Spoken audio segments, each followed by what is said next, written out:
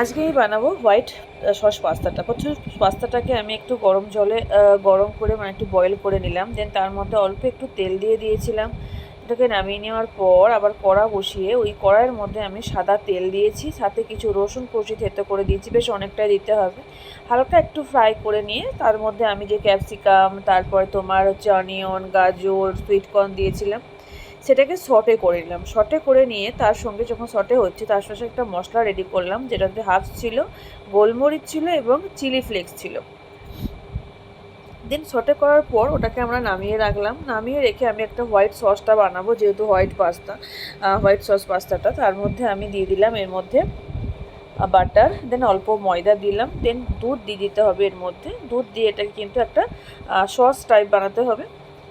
অল্প স্বাদ পরিমাণ মতন মিষ্টি দিয়ে দিলাম এর মধ্যে, আমি নুন দিয়ে দিলাম এর মধ্যে। দুধ দিয়ে গুলতে থাকলাম। যখন এটা একটা ঠিক বাটার তৈরি হয়ে আসলো একদম, তো দেখলে বোঝা যাবে, এটা স্পুন দিলেই বোঝা যায় এটাকে।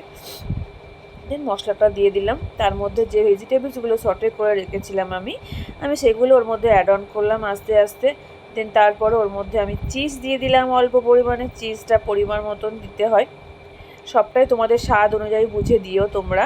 অ্যান্ড দেন আমি এর মধ্যে পাস্তা দিয়ে একটু হালকা নাড়াচাড়া করে, দেন এর মধ্যে আবার যে হাফ চিলি ফ্লেক্স এগুলোকে অল্প একটু উপরে গার্নিশিং করে, দেন ধনিয়া পাতা ওর মধ্যে অ্যাড অন করে, ব্যাস পাস্তা আমাদের